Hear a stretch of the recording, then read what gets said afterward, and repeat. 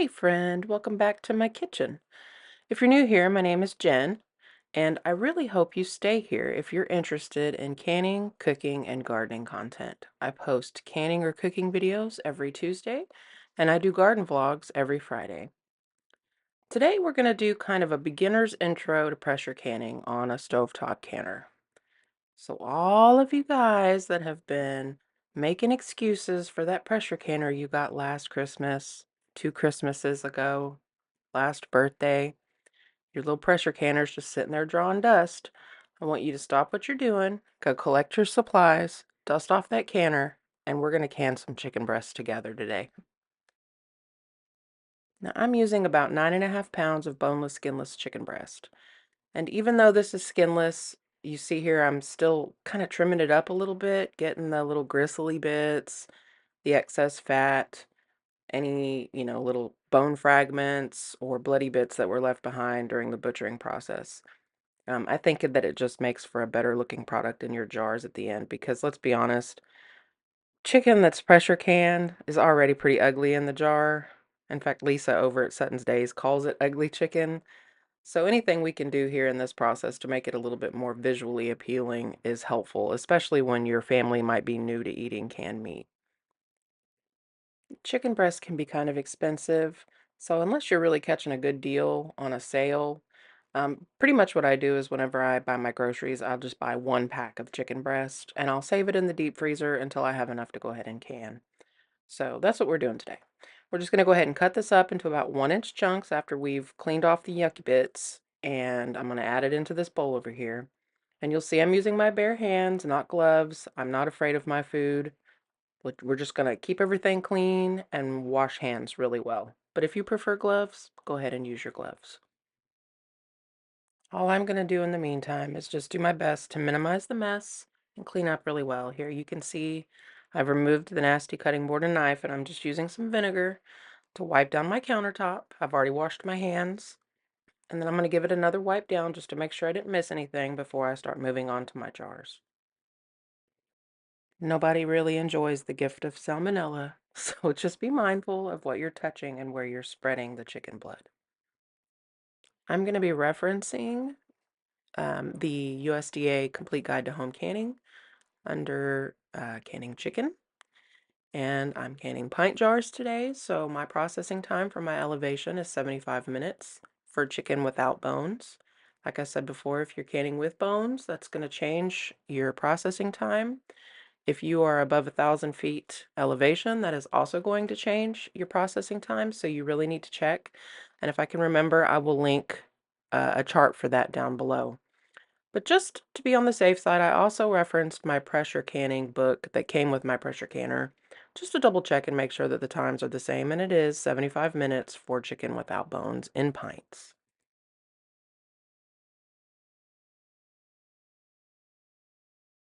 I'm starting here with my freshly cleaned jars, and because I have a little over 9 pounds of chicken, the idea is it's about a pound of chicken per pint.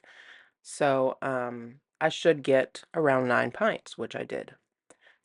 I am adding salt. You do not have to do that. It's completely and totally optional. I'm going to put a half a teaspoon of salt in each one of these jars, but you can totally omit that. If you do use salt, make sure it is non-iodized, nothing with any caking agents. So I'm using canning salt. But like I said, you can leave the salt out. I'm just going to add a half teaspoon of that to each one of these jars, and then with my clean hands, I'm going to start loading my jars. Now you'll notice I'm only using one hand here. I'm going to keep one hand clean for moving the jars out of the way so that I can load more. That way I'm not smearing chicken goo all over the outside of the jars. And now we're not packing this really tightly, I'm just pressing these pieces down. The recipe in the book says that this needs to be canned with 1 1/4 inch headspace. So that would be, just below that lip or right at the shoulders of a jar if you're using a regular pint jar. So I'm just going to go ahead and, load all these jars. And because we're raw packing this, the jars don't have to be scorching hot. The chicken should be cold. And we're not going to add any hot liquid to this. Now there are variations of this where you can add broth or hot water on top of the chicken if you prefer, but This chicken breast is going to make its own broth in the jar, and I like that because if someone in my house has a cold and I need a quick chicken noodle soup, I can use the broth from the jar directly and use that for the soup. And I know that it's going to, help somebody feel better. Once you get all of your jars loaded, go ahead and get your hands washed again and take a clean paper towel or washcloth, dip it in a little white vinegar, and wipe the tops of the jars off. This will make sure that there aren't any little greasy bits or bits of chicken that are going to impede your seal when you put your lid on there and put it in your canner. It's also really good practice because this is a good time to check for chips or nicks in the top of your jars that may cause your jar to fail. After you get all of your jars wiped off, you're going to apply a clean lid and a ring, and you're going to turn your ring finger tight. You don't want to crank this down super tight. You're going to turn it just until you can no longer turn it with your fingers. This ring's purpose is only to hold that lid in place while the pressure canner does its job. If you crank this ring down too tight, this jar is not going to be able to breathe in the pressure canner, and your jar is probably going to burst. So, you spent good money on these jars and these lids and this chicken, and you've put all this time and effort in. Don't crank the lids down, just finger tight. Now, for my pressure canner, it asks for 3 quarts of water. I put 3 quarts of just room temperature water, and I made sure that my canner had the rack in the bottom. If you do not put the rack in the bottom of your canners, your jars will scorch from being in direct contact with the heat, and that's going to cause problems. You want to check your gaskets on your lid. Make sure that the valves move freely. You also want to look through the steam pipe and make sure that there's nothing blocking it. Make sure you can see light through it. And then we're going to go ahead and load our jars into our canner. And just a quick note here, if you are using a glass top stove, make sure you consult with the stove's manufacturer to make sure that it is safe for use with a pressure canner, because not all glass stovetops are.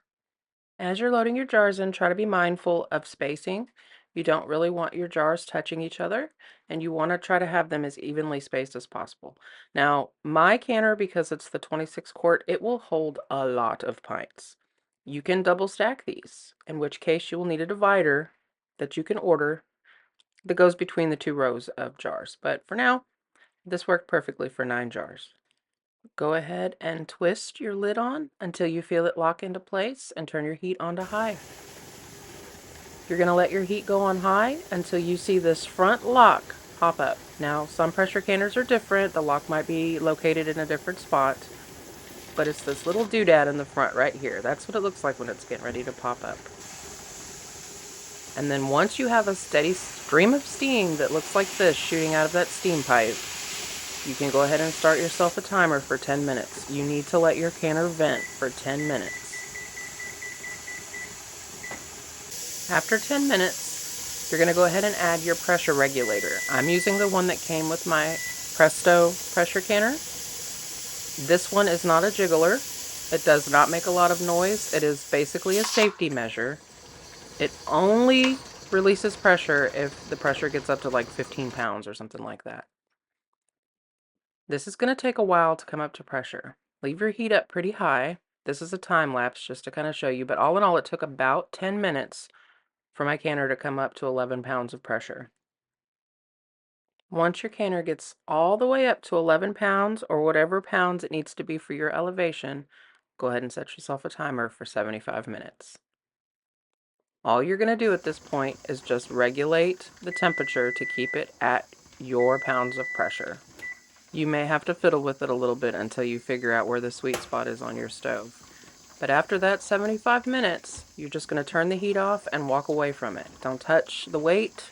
Don't try to open it. You're going to wait until that gauge is all the way down to 0 and that safety lock has dropped down like you see here. I'm sitting at 0, the lock is down, and when I remove the pressure gauge, nothing comes out. I'm going to let it sit like that for 5 whole minutes, and then I'm going to come back and I'm just going to crack the lid. And I'm going to let it sit for another 10 minutes. If you have any resistance trying to open the lid, let it sit a little while longer before you try to open it. And when you do come back in 10 minutes to take the lid off, Make sure you lift it away from you so that you don't get blasted in the face with steam.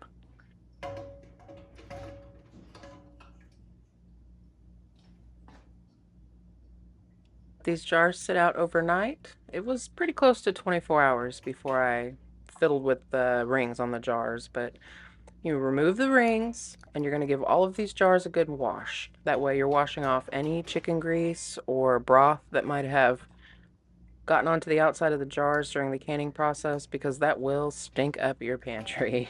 But it also gives you a chance to check the seal on your jars as well.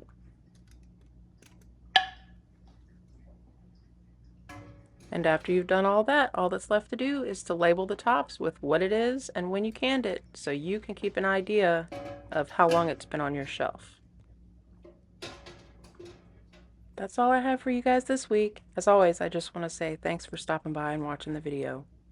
And until next time, happy cooking, friends.